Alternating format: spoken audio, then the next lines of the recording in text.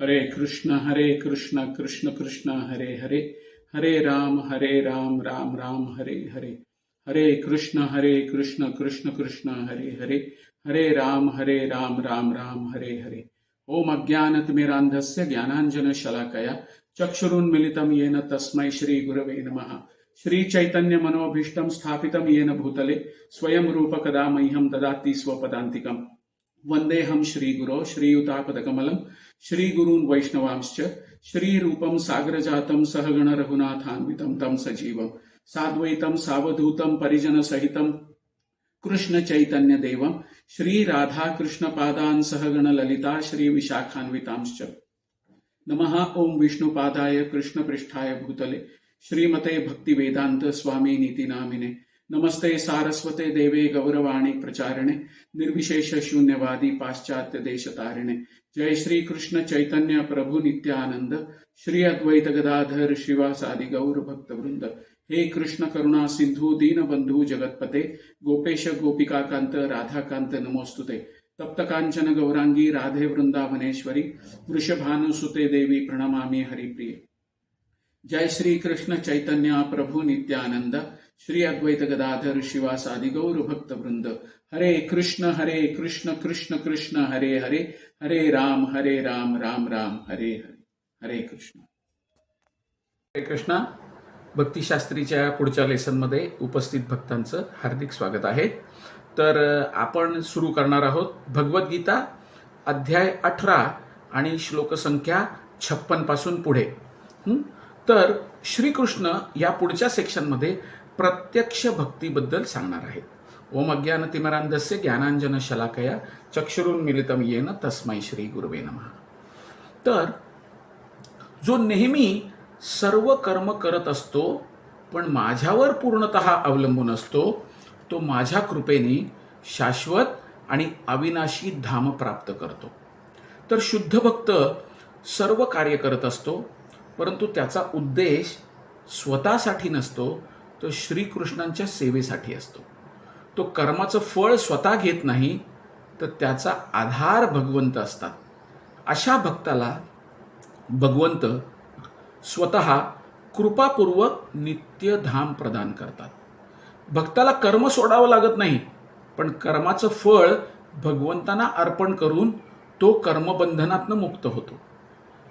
सर्व कर्म भगवंतांना अर्पण केल्यानंतर कर्म शुद्ध होतं आणि तेच भक्ती योगाचं अंग बनतं।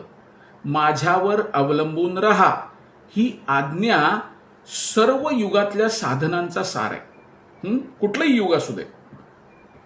शाश्वत धाम म्हणजे वैकुंठ, जिथे भक्त नित्य सेवा करतो आणि तिथनं कधीच त्याचं खाली पतन होत नाही। मी स्वतः माझ्या भक्ताचे सर्व प्रतिक्रियांपासून संरक्षण करतो आणि त्याला थेट माझ्या सर्वोच्च धामात नेतो। जरी भक्त विविध कर्मांमध्ये गुंतलेला दिसला तरी तो नेहमी भगवंतांच्या संरक्षणाखाली असतो आणि भगवंतांच्या कृपेविनी तो शाश्वत धामात पोचतो। तर मद व्यपाश्रय या शब्दाचं महत्त्व काय आहे की भगवंतांच्या संरक्षणाखाली असलेला। हे संरक्षण कसं मिळतं? शुद्ध भक्त भगवंत किंवा त्यांच्या प्रतिनिधीच्या आज्ञेप्रमाणे सेवा करतो। अशी सेवा भगवंत स्वतः स्वीकारतात आणि त्याचे रक्षण करते होतात। सेवेचं स्वरूप आणि गुणवत्ता। आता शुद्ध भक्तासाठी सेवेची मर्यादा नसते, तो 24 तास भगवंतांच्या सेवेत गुंतलेला असतो। भगवंतांचं धाम कसं आहे? शाश्वत आहे, अविनाशी आहे आणि पूर्ण ज्ञानाने भरलेलं आहे। आता आपण पाहू श्लोक संख्या 57 मध्ये भगवंत काय सांगतात। आपली सर्व कर्म मनाने मला समर्पित करून माझ्यासाठी कार्य करीत बुद्धियोगाचा आश्रय घेऊन नेहमी माझ्या चिंतनात राहा। आता तात्पर्यामध्ये श्रील प्रभुपाद आपल्याला सांगतात की श्रीकृष्ण अर्जुनाला सांगतायत की तुझी बुद्धी, मन आणि कर्म सर्व काही मला अर्पण कर। जो व्यक्ती बुद्धियोग म्हणजे भक्तियोगाचा आश्रय घेतो तो श्रीकृष्णाच्या आज्ञेनुसार सर्व कर्म करतो आणि मनाने नेहमी तो भगवंतांमध्ये स्थित असतो। तर व्यक्तीचं असं कर्म हे मोक्षप्रद आणि पवित्र असतं। तर बुद्धियोग म्हणजे आत्मा आणि परमात्मा यातला संबंध जाणून घेऊन त्याचं जीवन भक्तीमध्ये अर्पण करणं. कर्मसन्यास नाही तर कर्मसमर्पण हे गीतेचं अंतिम तत्व आहे. आणि ही शरणागती मनुष्याला भगवंतांच्या धामात नेते. तर माझ्या संरक्षणावर पूर्णपणे अवलंबून राहून सर्व कर्तव्य पार पाड असं भगवंत इन्स्ट्रक्शन देतात. म्हणजेच काय, सर्व कर्मामध्ये केवळ आपण भगवान श्रीकृष्णांवरच अवलंबून राहिलं पाहिजे आणि नेहमी भगवंतांच्या संरक्षणाखाली कार्य करा आणि माझ्या स्मरणात राहा. तर दास्यभाव म्हणजे सेवकाचा भाव, पूर्णपणे भगवंतांच्या आज्ञेनुसार कार्य करणं, स्वतंत्रतेचा त्याग करणं, स्वतःचे निर्णय नाहीत तर भगवंतांची सेवा म्हणून कार्य करणं, लाभ आणि हानी यावर परिणाम न घेणं, केवळ स्वामींच्या कृष्णांच्या आदेशावरून कार्य करणं, आपली कर्तव्य निष्ठेने पार पाडणं. आता भगवंतांच्या अनुपस्थितीमध्ये हा भाव कसा दाखवायचा, तर भगवद्गीतेच्या शिकवणीनुसार आचरण करायचं, भगवंतांच्या प्रतिनिधीच्या मार्गदर्शनाखाली, शुद्ध गुरूंच्या मार्गदर्शनाखाली सेवा करायची.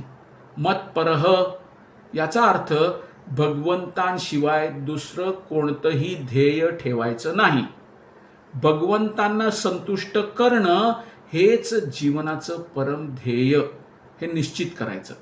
आता भक्ती सेवेची चुकीची संकल्पना कशी असू शकते की स्वेच्छेने काहीतरी करायचं आणि त्याचं फळ भगवंतांना अर्पण करायचं. याला भक्ती म्हटलं जात नाही. केवळ भगवंतांच्या आदेशानेच कर्म करणं हे खूप आवश्यक आहे. हे आदेश शुद्ध गुरु परंपरेद्वारे प्राप्त होतात आणि जीवनाचं प्रमुख कर्तव्य म्हणजे काय, आध्यात्मिक गुरूंच्या आदेशानुसार जीवन जगायचं. आता आपण पाहूया श्लोक संख्या 58. जर तू माझ्या चिंतनात सतत राहशील तर माझ्या कृपेने तू सर्व संकटांवर मात करशील. पण जर तू अहंकारामुळे माझं म्हणणं न ऐकशील तर नाश पावशील. कृष्ण स्पष्ट सांगतायत की अर्जुन किंवा कोणताही जीव माझ्यावर विश्वास ठेवून जर माझ्या मार्गदर्शनानुसार जीवन जगेल तर तो सर्व अडचणी पार करेल, कारण ती कृपा स्वतः भगवंत करतात. पण जर कोणी स्वतःच्या अहंकाराने मीच सर्व काही करतो या भावनेत जर अडकेल आणि भगवंतांचे आदेश जर तो नाकारेल तर तो विनाशाच्या मार्गावर जाईल.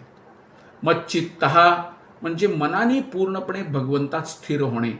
यात भगवंतांच्या कृपेने भक्त सर्व संकट सहजपणे पार करतात. अहंकारात न श्रोष्यसी हा चेतावणी किंवा वॉर्निंग देतात इथे भगवंत. जो भगवंतांच्या इच्छेऐवजी स्वतःच्या बुद्धीवर अवलंबून असतो तो मात्र संकटात सापडणार. तर तू कृती केलीस माझ्या सांगण्याप्रमाणे तर सर्व अडथळे पार करशील, नाही तर तू कर्मबंधनात अडकशील. आता कृष्ण भावनेत स्थिर असलेली व्यक्ती सर्व चिंतांपासून मुक्त कशी काय असते की जीवनातली कर्तव्य पार पडताना ती चिंता करत नाही, कारण कृष्ण तिचं मित्र आहे आणि ते त्या जीवात्म्याच्या सुखाची काळजी घेतात.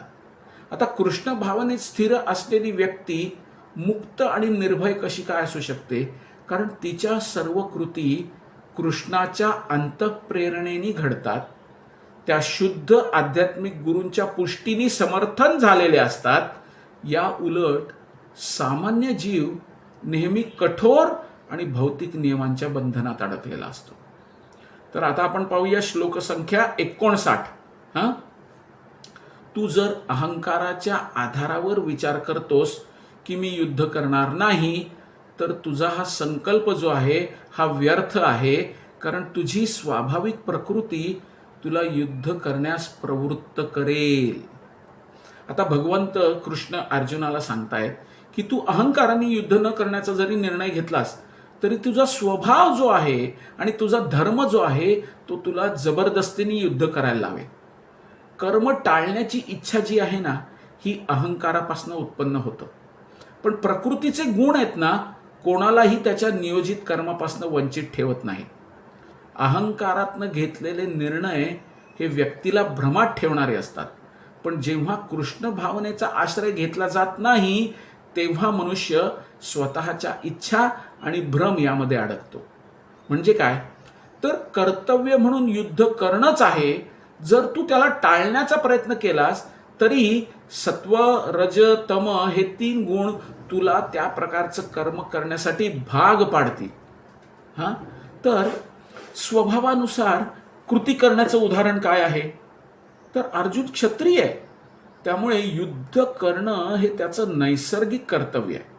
आणि युद्ध करण्यास नकार हा अहंकाराचा परिणाम आहे. अर्जुनाच्या मनात विचार होता की नातेवाईकांना मारल्यावर पाप लागेल. पहिल्या अध्यायात अर्जुन सांगतोय हा खोट्या अहंकाराचा प्रभाव आहे. बद्ध आत्म्याची विस्मृती, जीवाचा भगवंतांशी असलेला आपला संबंध जेव्हा तो विसरतो आणि स्वतःलाच स्वतःच्या कर्माचा अधिपती समजतो, मग निष्कर्ष काय, की भगवंतांच्या आज्ञांचं निर्भयपणे पालन केलं पाहिजे. कारण प्रत्येक परिस्थितीमध्ये केवळ भगवंतच आपलं संरक्षण करतात. आता आपण पाहूया 60वा श्लोक. हे कौंतेय, तू भ्रमाने प्रेरित होऊन जे कर्म टाळू पाहतोयस तेच तू आपल्या स्वधर्मामुळे, स्वभाव धर्मामुळे आणि कर्मबंधनामुळे तुला ते करावंच लागेल, जणू तू त्यांचा गुलाम असल्यासारखं.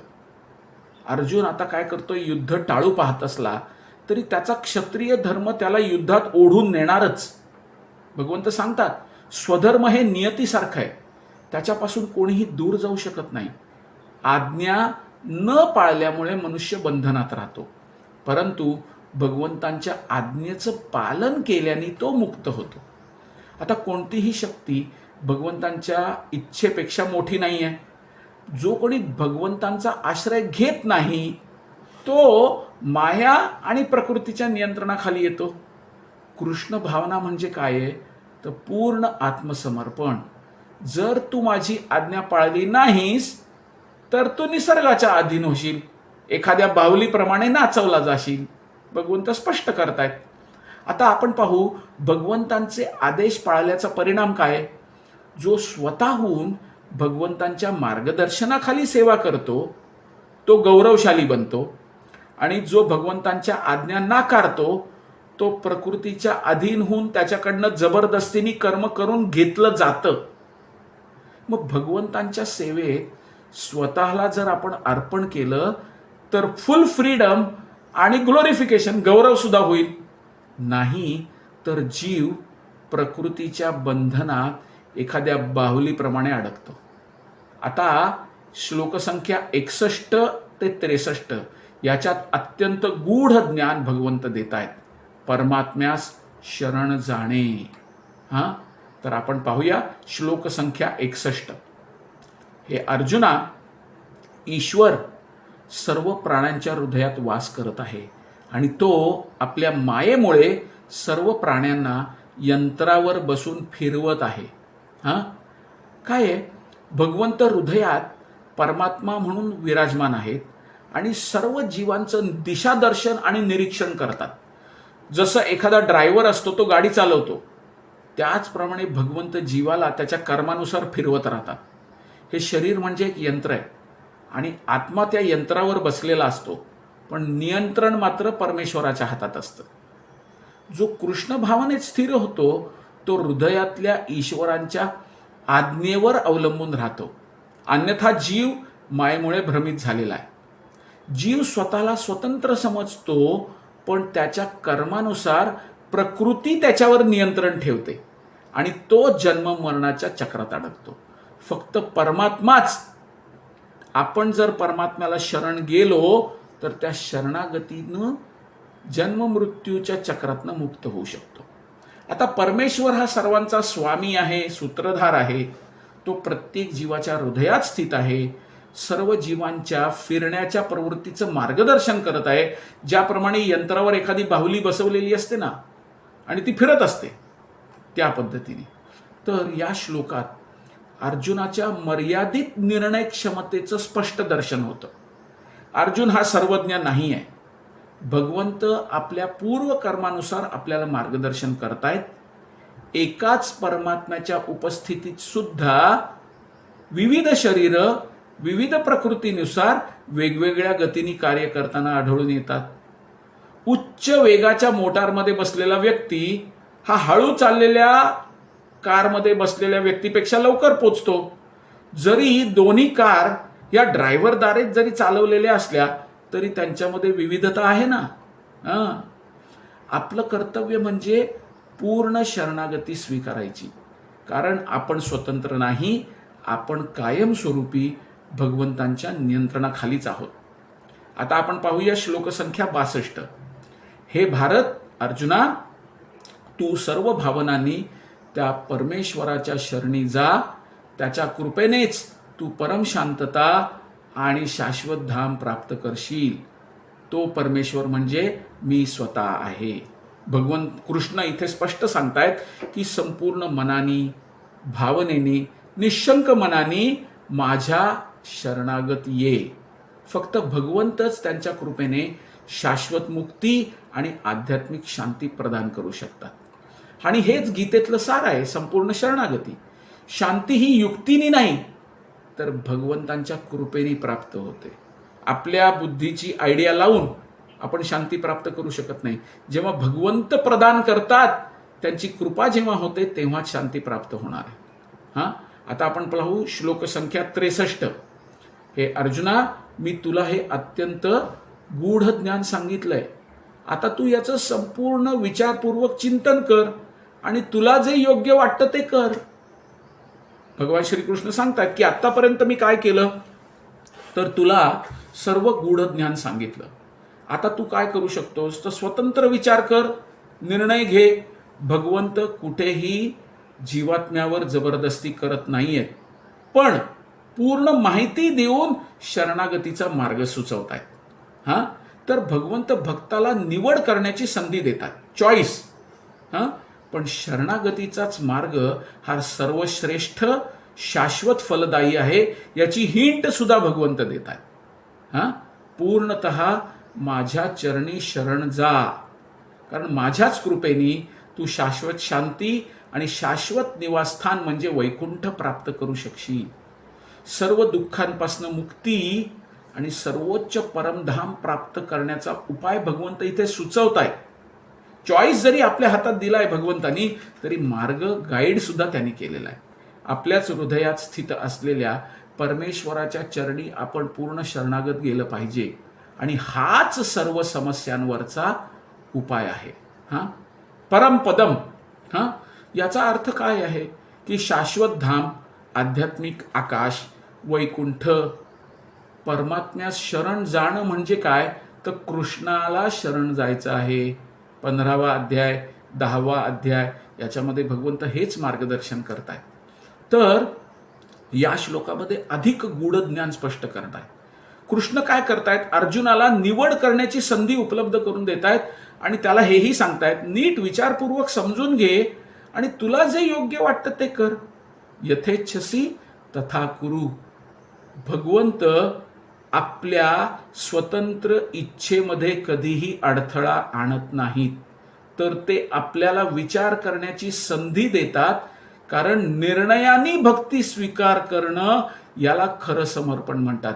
भक्ती ही कोणी लादली नाही पाहिजे आपल्यावर. म्हणून भगवंत अर्जुनाला सांगतायत, तुला जसं वाटतं तसं कर. तर भगवद्गीता काय करते, स्पष्ट करते की आपलं जीवन उन्नत कसं करायचं. तर सर्व जीवांच्या हितासाठी अर्जुनाला दिलेला हा सर्वश्रेष्ठ सल्ला आहे. परमात्म्यास, कृष्णास शरण जा आणि भगवंतांच्या आदेशांना स्वीकारण्याचा मार्ग हा सर्वश्रेष्ठ मार्ग आहे. शरणागत व्यक्ती म्हणजे बुद्धीच्या क्षमतेनुसार व्यक्ती विचार करू शकतो. तर अशा प्रकारचे जे आदेश आहेत हे शुद्ध आध्यात्मिक गुरूंच्या मार्गदर्शनाने प्राप्त होतात. तर आता आपण पाहूया पुढची थीम, सर्वात गूढ ज्ञान. कृष्णांचे शुद्ध भक्त व्हा आणि भगवंतांशी असलेला आपला शाश्वत संबंध पुन्हा प्रस्थापित करा. तर आता 64व्या श्लोकामध्ये भगवंत सांगताय, आता मी तुला पुन्हा सर्वात गूढ आणि परम वचन सांगतो. तू मला अत्यंत प्रिय आहेस, म्हणून तुझ्या हितासाठी मी बोलतोय, असं भगवान कृष्ण अर्जुनाला सांगतायत. तर श्रीकृष्ण काय करतायत, तर गीतेच्या अंतिम आणि अत्यंत महत्त्वाच्या उपदेशाला सुरुवात करतायत. अर्जुन भगवंतांचा प्रिय भक्त आहे, म्हणून श्रीकृष्ण त्याला सर्वात गूढ असं वचन देत आहेत. ही आज्ञा केवळ अर्जुनासाठी नाही आहे, तर आपल्या सर्वांसाठी आहे. जे भगवंताला प्रिय असतात त्यांना हे ज्ञान हृदयात ठेवून आचरण करावं लागतं. आता या श्लोकातनं श्रीकृष्ण काय करतायत, शरणागतीचं द्वार आपल्यासाठी उघडतायत. या परम वचनाच्या माध्यमातनं गीतेचं गूढ सार भगवंत सांगतायत. हे वचन म्हणजे काय आहे, तर पूर्ण आत्मसमर्पणाची आणि कृष्ण भावनेची घोषणा आहे. भगवंत आता सर्वश्रेष्ठ आज्ञा, सुप्रीम इन्स्ट्रक्शन प्रकट करतायत. सर्वात गूढ विज्ञान म्हणजे काय, गूढ ब्रह्मज्ञान, अधिक गूढ परमात्म्याचं ज्ञान, आणि सर्वात गूढ भगवंतांच्या चरणी पूर्ण शरणागती. मन मना हे शब्द पुन्हा पुन्हा का वापरले गेलेले आहेत 9व्या अध्यायामध्ये, 18व्या अध्यायाच्या 5व्या श्लोकामध्ये? कारण भगवद्गीतेच्या शिकवणीचं सार जे आहे ते यात दडलेलं आहे. श्रीकृष्ण म्हणतात, माझा विचार कर, माझा भक्त हो. हे सार कोण समजू शकतं? फक्त तीच व्यक्ती समजू शकते जो खरंच कृष्णाला प्रिय आहे. सामान्य व्यक्ती हे समजू शकत नाही. आणि हे ज्ञान केवळ अर्जुनासाठी नाही आहे, तर सर्व जीवात्म्यांसाठी आहे. तर आता 65व्या श्लोकामध्ये भगवंत क्लिअर करतायत, माझा विचार कर, माझा भक्त हो, माझी पूजा कर, मला नमस्कार कर. असं केल्याने नक्कीच तू माझ्याकडे येशील, हे मी तुला खरं सांगतोय, कारण तू मला प्रिय आहेस. आता या श्लोकामध्ये भगवान कृष्ण शुद्ध कृष्ण भावनेचे 4 अंग सांगतायत. मन मना, नेहमी माझा विचार कर. मद्भक्त, माझा भक्त हो. मद्याजी, माझी पूजा कर. माम नमस्कुरु, मला नमस्कार कर. आणि जो भक्त अशा प्रकारे सेवा करतो ना, त्याला खरंच मी माझ्याकडे घेऊन येतो, हे भगवंत प्रतिज्ञेने सांगतात. तर गीतेतला सर्वात प्रेमळ आणि वैयक्तिक प्रतिज्ञा, भगवंत स्वतः वचन देत आहेत, तू मला प्रिय आहेस. हेच शुद्ध भक्ताचं लक्षण आहे. जिथे भक्त आणि भगवंत यांच्यातलं नातं प्रेम, सेवा आणि आत्मसमर्पण यावर आधारित आहे. गीतेचं सार आहे, एसेन्स ऑफ भगवद्गीता म्हटलं जातं. नेहमी माझा विचार कर, माझा भक्त हो, माझी पूजा कर, मला नमस्कार कर. असं केल्याने तू निश्चितपणे माझ्याकडे येशील. भगवंतांचा सल्ला आहे, केवळ एक्सटर्नल बाह्य भक्त बनू नकोस. तुझं जीवन आणि प्रत्येक कृती माझ्याशी संबंधित बनव, असं कृष्ण सांगतायत. एक शुद्ध कृष्ण भावनाभावी भक्त हो आणि नेहमी कृष्णासाठी विचार कर आणि कार्य कर. भगवंतांची प्रतिज्ञा काय आहे, की जो कोणी अशी शुद्ध कृष्ण भावना स्वीकारतो तो निश्चित भगवंतांच्या धामात परत येतो आणि त्याला श्रीकृष्णांच्या सान्निध्यामध्ये प्रत्यक्ष सेवा करण्याची संधी मिळते. आता हे ज्ञान अर्जुनाला का सांगितलं गेलं? कारण अर्जुन हा भगवंतांचा अत्यंत प्रिय मित्र आहे. आणि अर्जुनासारखं पूर्णत्व आपण कसं काय प्राप्त करू शकतो? तर जो कोणी कृष्णाच्या इन्स्ट्रक्शनचा आणि अर्जुनाच्या मार्गाचं अनुसरण करतो तो कृष्णाला प्रिय होतो आणि त्याला त्याच प्रकारे परमध्येय प्राप्त होतं. आता ध्यान कुठं केंद्रित करायचं? तर आपलं चित्त फक्त कृष्णावर केंद्रित करायचं. ब्रह्मसंहितेत सांगितलंय, गोविंद महादिपुरुषम हेच सर्वात गूढ ज्ञान आहे. इतर रूपांवर विष्णू, नारायण, राम इत्यादीकडे लक्ष न देता केवळ श्रीकृष्णांच्या मूळ रूपावर भक्तिपूर्वक ध्यान केल्याने हे आपल्याला साध्य होतं. आता आपण पाहूया इन्स्ट्रक्शन 66वा श्लोक. सर्व प्रकारचे धर्म म्हणजे कर्तव्य सोडून केवळ फक्त माझ्या चरणी शरण ये. मी तुला सर्व प्रकारच्या पापातून मुक्त करीन, चिंता करू नकोस. हा श्लोक म्हणजे भगवद्गीतेचा अंतिम आणि सर्वोच्च आदेश आहे. भगवान कृष्ण सांगतायत, तुझं कर्तव्य, समाजधर्म, यज्ञ, तपस्या, संन्यास हे सर्व बाजूला ठेव आणि फक्त मला शरण ये. आणि ह्यानी भगवंत स्वतः वचन देतायत, मी तुला सर्व पापांपासून मुक्त करीन. ही आहे पूर्ण आत्मसमर्पणाची घोषणा. आणि हे शरण जे आहे हे भीतीने नाही, तर पूर्ण विश्वासाने आणि प्रेमाने असलं पाहिजे. तर सर्व धर्मांपरित्यज्य म्हणजे काय?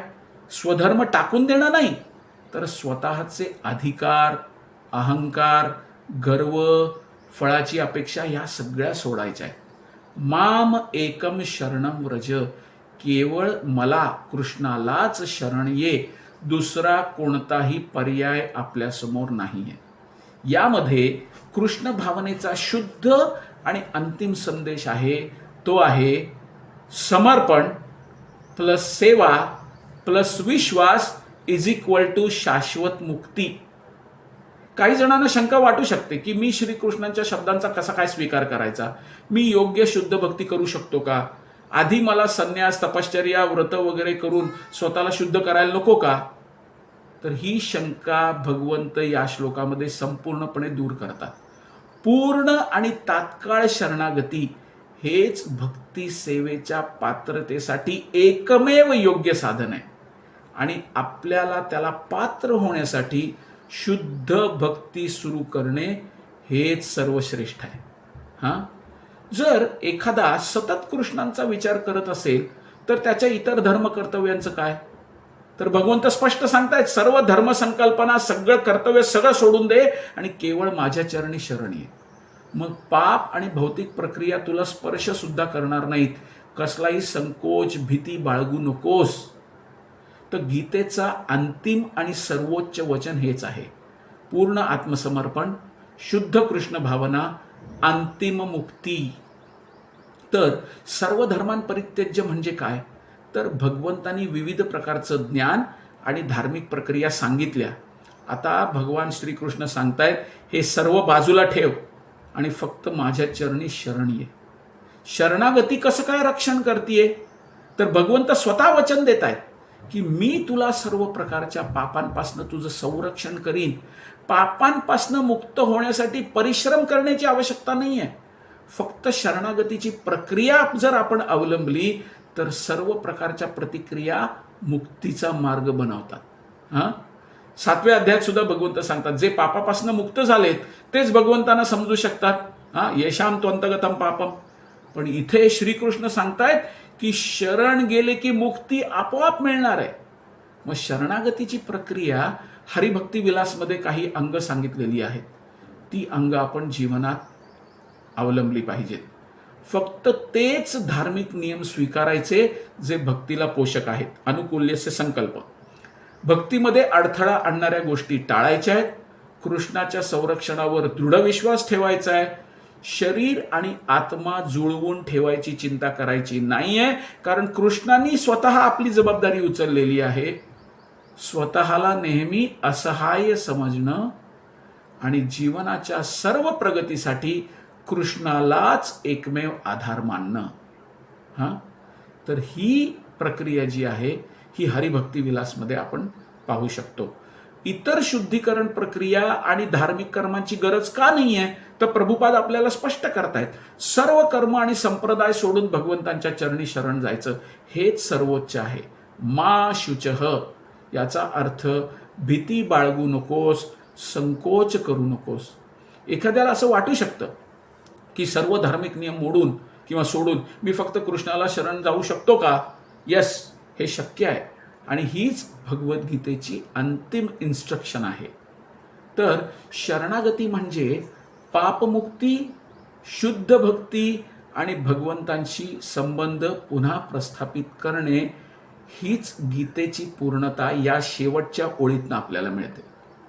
तर आता आपण पाहू की पुढच्या श्लोकांमध्ये भगवंत काय सांगताय. तर यात आपण पाहूया, शेवटचा सेक्शन आहे की कृष्णाने काय केलंय. तर भगवद्गीतेचा संपूर्ण उपदेश इथे संपवलेला आहे. तर मग प्रश्न असा उभा राहतो की या दिव्य ज्ञानाचं पुढं काय करायचं? हे रहस्य लपवून ठेवायचं का लोकांमध्ये प्रसारित करायचं? जर प्रसार करायचा असेल तर कोण पात्र आहे, कोण नाही आहे? आणि जो कोणी गीतेचा अभ्यास ऐकतो किंवा प्रचार करतो त्याला कोणतं फळ प्राप्त होतं?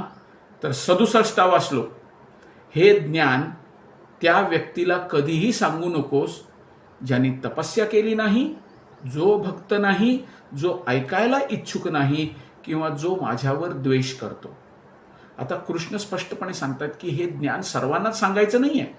हे केवळ त्याच व्यक्तींना सांगायचंय जे भक्त नम्र आणि ऐकण्यास उत्सुक आहेत, जे कृष्ण भावनेत प्रगती करायला इच्छुक आहेत. अश्रद्धावान, द्वेषपूर्ण वृत्ती असलेल्या लोकांवर हे ज्ञान प्रभाव टाकत नाही, उलट त्यांच्यासाठी हे अपमानास्पद ठरू शकतं. ज्ञानाचा प्रचार फक्त पात्रतेनुसार केला गेला पाहिजे, अन्यथा भगवंतांचा संदेश अपवित्र होण्याची भीती आहे. जे तपस्या करत नाहीत, जे भगवंतांच्या सेवेत समर्पित नाहीत आणि कृष्णाचा द्वेष करतात, त्यांना गीता शिकवायची नाही. व्यावहारिक दृष्टिकोन, प्रॅक्टिकल ॲप्लिकेशन काय? या व्यक्तींना भगवद्गीता कळत नाही.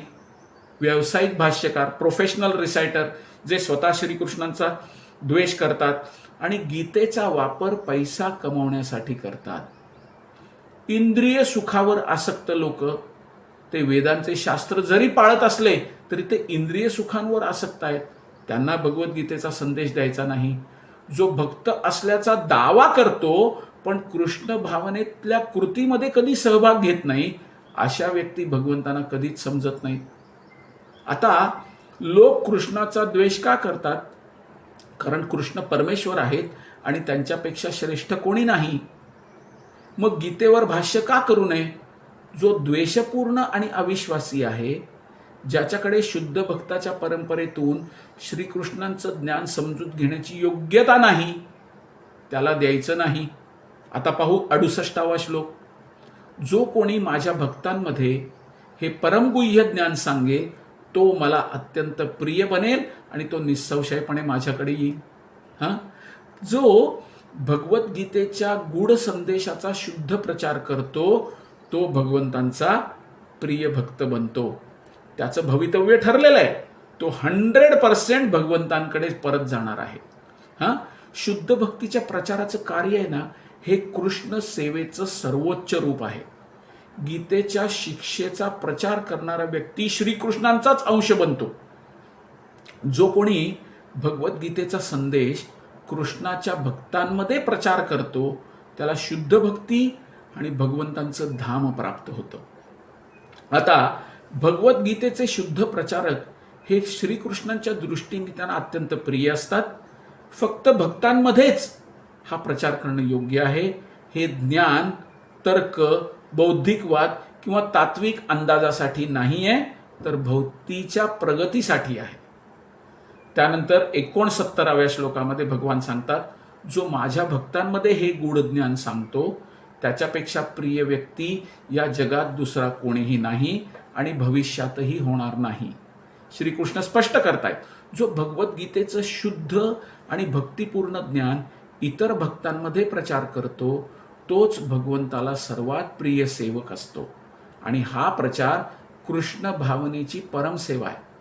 भगवद्गीतेचा प्रचार करणाऱ्या व्यक्तींसाठी कृष्णाचं आशीर्वचन आहे की माझ्या दृष्टीने त्याहून दुसरा प्रिय कोणीही नाही मला. भगवंत त्याला अत्यंत प्रिय असं म्हणताय. जो कृष्णांच्या भक्तांमध्ये भगवद्गीतेचा प्रचार करतो तो भगवंतांच्या हृदयाला सर्वाधिक प्रिय असतो. आता आपण पाहू 70वा श्लोक, जो कोणी आपल्यामधील या धर्ममय संवादाचा अभ्यास करतो तो ज्ञान यज्ञाने माझी पूजा करतो, असं माझं मत आहे. भगवद्गीतेचा अभ्यास हा ज्ञानाचा यज्ञ आहे आणि बुद्धिपूर्वक भगवंतांची सेवा आहे. श्रीकृष्ण याला स्वतःची पूजा असं मानतात. जो भगवद्गीतेचा अभ्यास करतो तो भगवंतांची बुद्धिपूर्वक पूजा करतो. गीतेचा अभ्यास हा स्वतः एक प्रकारचा बुद्धियोग आहे. त्यामुळे भक्त श्रीकृष्णाच्या बुद्धीनी भगवंतांची सेवा करतो. तर 71वा श्लोक, जो मनुष्य श्रद्धेने, द्वेषविरहित भावनेने हे ऐकतो तो पापमुक्त होतो आणि पुण्यात्म्यांच्या लोकांमध्ये स्थान प्राप्त करतो. जरी कोणी भगवद्गीतेचा अभ्यास करत नसेल पण श्रद्धेने आणि विनम्रपणे नुसतं त्यांनी ऐकलं तरी त्याला त्याच्या पापापासून मुक्ती मिळते आणि पुण्य लोकांमध्ये म्हणजे जसं ध्रुवलोक आहे त्या ठिकाणी त्याला स्थान मिळतं. भगवद्गीतेचं श्रवण, अभ्यास आणि प्रचार या तीनही गोष्टी भगवंतांच्या दृष्टिकोनातनं अत्यंत प्रिय सेवा आहेत आणि द्वेषरहित भावनेने जर श्रवण केलं तर आपल्यासाठी मोक्षाचं द्वार उघडलं जातं. जो श्रद्धेने आणि द्वेषरहित भावनेने गीता ऐकतो त्याला पापापासून मुक्ती आणि पुण्यलोकाचीही प्राप्ती होते. तर द्वेषी लोकांना ही शिकवू नये तरी भक्त सार्वजनिक ठिकाणी प्रवचन का घेतात? जरी सर्वजण भक्त नसले तरी अनेक लोक द्वेषरहित असतात ना, त्यांना श्रीकृष्णांवर विश्वास असतो ना, ते त्यांना परमेश्वर मानतात ना. म्हणून भक्त काय करतात? सार्वजनिक ठिकाणी सुद्धा भगवद्गीतेचं प्रवचन करतात. याचा परिणाम काय होतो? शुद्ध भक्ताकडून भगवद्गीता ऐकल्याने ते पापमुक्त होतात आणि पुण्यात्म्यांच्या लोकात पोहोचतात.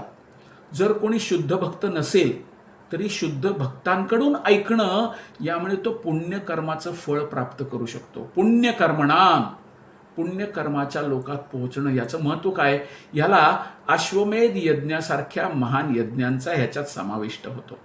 जो भक्तिपूर्वक सेवा करतो पण अजून शुद्ध भक्त झाला नाहीये तो ध्रुव लोकामध्ये किंवा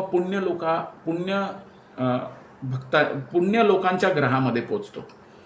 श्रद्धा आणि द्वेषरहित मन हे भगवद्गीतेचा शुद्ध लाभ घेण्यासाठी आवश्यक पात्रता आहे. गीतेचा प्रचार करणारा आणि ऐकणारा दोघेही कृष्णाला अत्यंत प्रिय असतात. तर भगवद्गीतेत दिलेलं ज्ञान काय करायचं? ते इतरांमध्ये प्रसारित करायचं, त्याचा प्रचार करायचा. असं केल्याने शुद्ध भक्ती सेवेची खात्री मिळते आणि अशा व्यक्तीला श्रीकृष्णांकडे परत जाण्याची गॅरंटी प्राप्त होते. म्हणजे भगवान श्रीकृष्ण काय करतायत तर स्वतः वचनबद्ध होत आहेत आणि आपल्याला हे मार्गदर्शन करतायत. हा अभ्यास म्हणजे बुद्धीच्या माध्यमातून भगवंतांची झालेली पूजा आहे आणि श्रीकृष्ण याला ज्ञानयज्ञ म्हणून सांगतायत. तर याचा परिणाम काय? सर्व पापांपासून मुक्ती मिळणार आहे आणि पुण्य लोकात आपण जाणार आहोत. तर आता पुढचा सेक्शन जो आहे तर अर्जुनाचा संकल्प दृढ होतोय. अर्जुन आता फिक्स होतोय. तर या सेक्शनमध्ये आपण पाहू कशा पद्धतीने अर्जुन त्याच्या ज्ञानात स्थिर होणार आहे. तर हे पार्थ, एकाग्र चित्ताने ऐक. तू माझ्याकडनं सगळं ऐकलेलं आहेस आणि आता सांग तुझा अज्ञान आणि मोहाचा नाश झाला का हे धनंजया. 72वा श्लोक. तर श्रील प्रभुपाद सांगतात की या श्लोकामध्ये श्रीकृष्ण एक आध्यात्मिक गुरु म्हणून अर्जुनाला विचारतायत, तू एकाग्र चित्ताने उपदेश ऐकलास का? तुझं अज्ञान आणि मोह नष्ट झाला का? तर भगवंतांनी संपूर्ण भगवद्गीतेद्वारे कृष्ण भावनेचं ज्ञान दिलं. आता त्यांना समजून घ्यायचंय की अर्जुनाने ते ज्ञान हृदयात आत्मसित केलं का? तर गुरु आणि शिष्य यांचा संबंध इथे प्रकट होतोय. गुरु केवळ उपदेश देत नाहीत तर शिष्याने ते समजून घेतलं का नाही हे सुद्धा ते जाणू इच्छित आहेत. श्रीकृष्ण हे पूर्ण गुरु आहेत. तर अर्जुनाचं अज्ञान नष्ट व्हावं हाच त्यांचा अंतिम हेतू आहे. तर गीता ऐकण्याचा हेतू काय आहे? अज्ञानाचा नाश झाला पाहिजे, कृष्ण भावनेची स्थापना झाली पाहिजे आणि शरणागतीची सिद्धता झाली पाहिजे. भगवंत विचारतायत, गीतेने तुझं अज्ञान आणि मोहातनं मुक्तता केली का राजा? तर कृष्ण का विचारतात हा प्रश्न? गुरुच्या भूमिकेतनं विचारतायत. एक आध्यात्मिक गुरु म्हणून भगवंतांना कळणं आवश्यक आहे की अर्जुनाने भगवद्गीता योग्य दृष्टिकोनातनं समजून घेतली का नाही आणि श्रवणाचा अपेक्षित परिणाम काय आहे की अज्ञान आणि मोह हे दोन्ही नाहीसे झाले पाहिजेत आणि भक्ताला शुद्ध करून कृष्ण भावना प्राप्त करून देणं. तर भगवद्गीता हा काही सामान्य ग्रंथ नाही आहे. जो कोणी शुद्ध परंपरेतनं भगवद्गीता ऐकतो तो अज्ञानाच्या अंधकारातनं मुक्त निश्चितपणे झाला पाहिजे. श्रीकृष्ण एकाच वेळेस परमेश्वर आणि शिष्याचं कल्याण पाहणारे गुरु आहेत. गीतेचा उपदेश ऐकल्यानंतर अर्जुनाच्या अंतरंगातील परिवर्तन भगवंत तपासून पाहणार आहेत. तर आता आपण पाहू 73वा श्लोक. अर्जुन सांगतोय, अर्जुन म्हणाला, हे अच्युता, तुझ्या कृपेने माझा मोह नष्ट झालाय, माझी स्मृती परत आली आहे, मी आता दृढनिश्चयाने तुझ्या आज्ञेमध्ये स्थित आहे आणि तुझं वचन मी अवश्यपणे पाळणार आहे. गीतेचा संपूर्ण निष्कर्ष या श्लोकात आहे. मला आता माझं शाश्वत स्वरूप लक्षात आलेलं आहे. मी श्रीकृष्णाचा सेवक आहे आणि युद्ध हेच माझं कर्म आहे भगवंतांच्या आज्ञेप्रमाणे. अर्जुनाची शरणागती आता पूर्ण झाली. त्याचा मोह गेला, स्मृती प्राप्त झाली, कृष्ण भावनेत सिद्ध झाला आणि कृतीसाठी सिद्ध झाला. तर गीतेचा मुख्य हेतू म्हणजे काय? मोह नष्ट करून भक्ताला श्रीकृष्णांच्या सेवेसाठी प्रेरित करायचं. अर्जुन इथे शुद्ध भक्त बनलाय, जो आज्ञांचं पालन करतोय आणि फळाची अपेक्षाही करत नाहीये. करिष्ये वचनम तव म्हणजे संपूर्णपणे आत्मसमर्पणाची घोषणा. आता आपण पाहू की माझा मोह नाहीसा झाला आहे म्हणजे काय? तर अर्जुन आता कृष्णाच्या शुद्ध ज्ञानामुळे मोहातनं मुक्त झालाय. अज्ञान आणि भावनिक अशुद्धी सुद्धा नष्ट झाली आहे. पॉइंट नंबर 2, तुझ्या कृपेने मला माझी स्मृती परत मिळाली आहे. स्वतःचं शाश्वत स्वरूप म्हणजे मी श्रीकृष्णांचा दास आहे ही स्मृती परत आली आहे. आणि हे केवळ कृष्ण कृपेने शक्य आहे, स्वतःच्या प्रयत्नांनी शक्य नाही आहे. पॉइंट नंबर 3, आता मी दृढ आहे, आता मी संदेह रहित आहे. अर्जुनाचं मन पूर्णतः शुद्ध कृष्ण भावनेत सिद्ध झालं. ज्ञान आणि विश्वास यांच्यावर आधारित निश्चितता प्राप्त झाली. आणि चौथा मुद्दा, तुझ्या आदेशाप्रमाणे कृती करायला मी तयार आहे. करिष्ये वचनम तव ही अर्जुनाची पूर्ण आत्मसमर्पणाची घोषणा. अर्जुन आता काय करतोय तर भगवंतांच्या सेवेत सज्ज आहे, निस्वार्थी आहे, निसंदिग्ध आहे. तर अर्जुनाचे हे 4 आत्मसाक्षात्कार या श्लोकातले श्रीकृष्णांच्या भगवद्गीतेच्या उपदेशाचं प्रत्यक्ष फळ आहे. आणि हाच कृष्ण भावनेचा शुद्ध बिंदू आहे. जीवाचं शाश्वत स्वरूप तर भगवंतांच्या आदेशानुसार वागायचंय. आत्म अनुशासनासाठी जीवन आहे आणि जीव हा कृष्णाचा सनातन सेवक आहे. भौतिक प्रकृतीकडून बांधिलकीचं कारण भगवंतांची विस्मृती हेच बंधनाचं मूळ कारण आहे. सेवा हेच जीवाचं स्वरूप आहे. सामान्य स्थिती भगवंतांची सेवा करतो, भ्रमित स्थिती बाह्यशक्तीची सेवा करतो आणि वासना आणि अहंकार यामुळे बांधला जातो. भ्रम म्हणजे काय? वासना आणि अहंकाराने बांधलेलं मन मी या जगाचा स्वामी आहे. मायेचा अंतिम फास काय आहे? मी बंधनात नाही, मीच परमेश्वर आहे. आपलं प्रत्युत्तर, जर तो परमेश्वर असेल तर तो भ्रमित कसा असेल? भ्रमातनं मुक्त होण्याचा अर्थ स्वेच्छेने आत्मसमर्पण, कृष्ण भावनेत वागण्याचं ठामपणे स्वीकार करणे. मोह या शब्दाचं महत्व काय आहे तर ज्ञानाच्या विरोधातल्या स्थितीला मोह म्हणतात. आणि खरी समज काय आहे? मी भगवंतांचा शाश्वत दास आहे. भ्रम कसा नष्ट होतो? भगवंतांची आणि त्यांच्या शुद्ध भक्ताची कृपा हेच एकमेव साधन आहे. कृष्ण भावना म्हणजे काय? भगवंतांच्या आदेशानुसार कृती करणे. जीव भ्रमात वागतो कारण त्याला कृष्णाच्या स्वरूपाची समज नसते. श्रीकृष्णच स्वामी आहेत, भोक्ता आहेत, नियंत्रक आहेत आणि सर्वांचे हितैषी आहेत. आता भगवद्गीतेचं कार्य काय आहे? कृष्णाचं तात्विक स्वरूप समजतं. अर्जुनाने आता कृष्णाला फक्त मित्र नाही तर भगवान म्हणून स्वीकारलेला आहे. कृष्णाचा नियोजित उद्देश आपल्याला समजतो. अर्जुनाला समजलं की युद्ध हा अनावश्यक लोकसंख्या कमी करण्याचा श्रीकृष्णांचा योजित मार्ग आहे. तर अर्जुनाच्या शुद्ध आत्मसमर्पणामागे हे सर्व घटक आहेत. ज्ञान, समज, मोहाचा नाश, सेवावृत्ती आणि भगवंतांच्या इच्छेशी एकरूपता, याचाच अर्थ आहे करिष्ये वचनम तव. या ठिकाणी भगवद्गीतेचा संदेश पूर्ण झाला.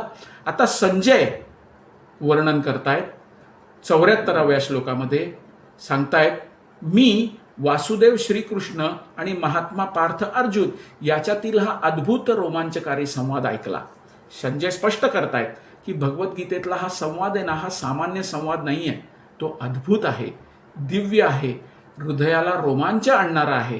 कारण श्रीकृष्ण स्वतः भगवान आहेत, अर्जुन एक शुद्ध भक्त आहे आणि भगवंतांच्या आदेशास पात्र असलेला शिष्य आहे.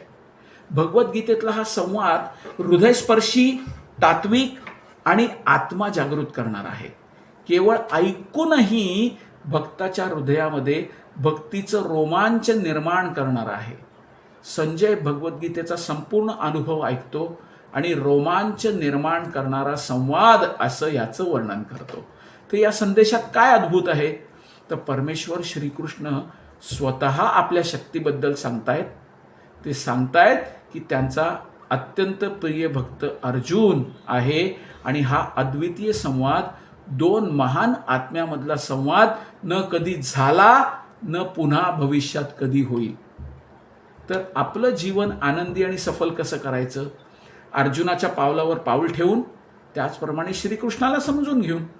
आता 75व्या श्लोकामध्ये सांगतायत, महर्षी व्यासांच्या कृपेने मी श्रीकृष्ण योगेश्वरांकडून स्वतः प्रत्यक्ष सांगितलेलं हे परम गूढ ज्ञान ऐकलं.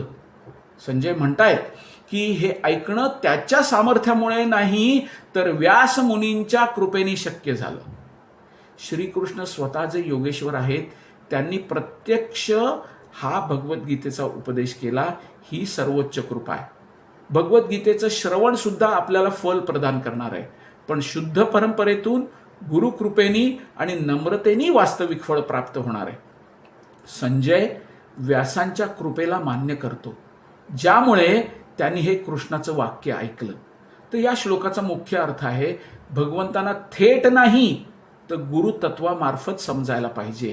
गुरु हे पारदर्शक माध्यम असूनही अनुभव मात्र प्रत्यक्ष असतो. तर श्रीकृष्ण काय आहेत, हे योगांचे अधिपती आहेत. अनेक योगी, अनेक साधक जगभरात आहेत, पण श्रीकृष्ण हे सर्व योग पद्धतीचे अधिपती आहेत. सर्वोच्च योगी म्हणजे काय, जो श्रीकृष्णांची पूर्ण शरणागती स्वीकारतो, तो सर्वोच्च योगी. व्यासदेवही अर्जुनासारखे शुद्ध भक्त आहेत, कारण ते शुद्ध शिष्य परंपरेतनं आलेत. व्यासदेव हे नारद मुनींचे शिष्य आहेत, जे श्रीकृष्णांचे थेट शिष्य आहेत. संजय हा व्यासदेवांचा शिष्य असल्यामुळे त्याला हा संवाद ऐकता आणि पाहता आला. तर संजयनी श्रीकृष्णाला प्रत्यक्ष पाहिलं आणि ऐकलं, कारण तो व्यासदेवांचा डायरेक्ट शिष्य होता.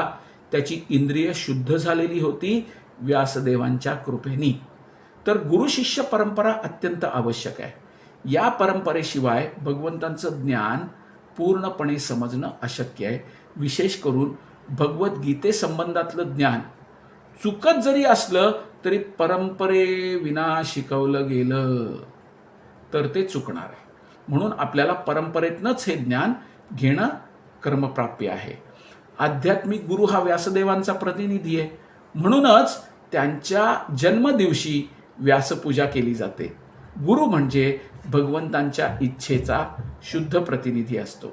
तर गीता फक्त ऐकण्याचं नाही, तर शुद्ध परंपरेतनं श्रवण, मनन आणि आचरण करण्याचं दिव्य माध्यम आहे. गुरु, व्यास, संजय, अर्जुन, श्रीकृष्ण ही जी परंपरा आहे, ही भक्ताला शुद्ध कृष्ण भावनेत स्थिर करते. त्याच्यानंतर पाहू 76वा श्लोक. हे राजन, हे धृतराष्ट्र, मी केशव, श्रीकृष्ण आणि अर्जुन यांच्यातला हा पुण्यमय आणि अद्भुत संवाद पुन्हा पुन्हा आठवतो आणि प्रत्येक वेळेस माझं अंतःकरण आनंदाने भरून येतं. कारण संजय भगवद्गीतेचा दिव्य संवाद स्मरण करताना प्रत्येक वेळेस आनंदित होतोय, कारण हा संवाद परमेश्वर आणि त्यांच्या प्रिय भक्तांमधला आहे आणि भक्तिरसामध्ये संपूर्णपणे न्हालेला आहे. तर स्मरण हेच भक्तीचं महत्त्वाचं अंग आहे. भगवद्गीतेचा वारंवार अभ्यास आणि चिंतन हेच कृष्ण भावनेला स्थिर करतं. तर संजय भगवद्गीतेच्या स्मरणात प्रत्येक क्षणी रोमांच अनुभव करू शकतोय. भगवद्गीतेचं ज्ञान इतकं परम आणि दिव्य आहे की जो कोणी या चर्चेचं सार जाणतो तो धर्मनिष्ठ होतो आणि या चर्चेचं स्मरण त्याच्या जीवनाचा अंग बनतं. हे समज कसे निर्माण होतात? तर योग्य स्रोताकडून जर आपण ऐकलं की ज्यामुळे व्यक्ती पूर्णपणे कृष्ण भावनेत स्थिर होणार आहे. आता कृष्ण भावनेचा परिणाम काय आहे? व्यक्ती अधिकाधिक प्रकाशित आणि उन्नत होते. जीवन फक्त क्षणिक नाही आहे, तर प्रत्येक क्षणी ते आनंददायी बनू शकतं आणि तो आनंद आध्यात्मिक रोमांच निर्माण करतो. आता आपण पाहू 77वा श्लोक. श्रीहरीचं ते अत्यंत अद्भुत रूप पुन्हा पुन्हा आठवताना हे राजन मला मोठा आश्चर्य वाटतंय आणि पुन्हा पुन्हा मी हर्षाने भरून जातोय. फक्त श्रीकृष्णांचं रूप सुद्धा संजयाच्या मनात जो विस्मय आहे तो काढून टाकतोय, भक्तीचं उगम घडवतोय. हे रूप आहे ना, सौंदर्य, करुणा आणि दिव्यता यांनी भरलेलं आहे. स्मरणात सुद्धा भक्त भावविभोर होतो. श्रीकृष्ण नुसतं बोलत नाही, तर त्यांचं रूप, सौंदर्य आणि अस्तित्व हे पूर्ण भक्तीचं कारण आहे. म्हणून भक्त केवळ श्रीकृष्णांच्या स्मरणानेच हर्षित आणि समाधानाने स्थिर होतो. तर संजयला श्रीकृष्णांचं हे अद्भुत रूप आठवलं की त्याला पुन्हा पुन्हा आश्चर्यचकित होतंय, पुन्हा पुन्हा आनंदित होतंय. तर संजयनी सुद्धा हे विश्वरूप पाहिलंय. काही उत्कृष्ट भक्त हे विश्वरूप पाहू शकतात आणि व्यासदेव हे त्या महान भक्तांपैकी एक आहेत ज्यांनी संजयला हे रूप प्रकट केलं किंवा ही कृपादृष्टी दिली. आता भगवद्गीतेचं स्मरण, हे कृष्णाचं रूप यांचं चिंतन भक्ताला पुन्हा पुन्हा आनंदात डुबवतं, कारण हेच कृष्ण भावनेचं अत्युच्च फल आहे. आणि यानंतर शेवटचा जो श्लोक आहे 78वा, तो आपण पाहू.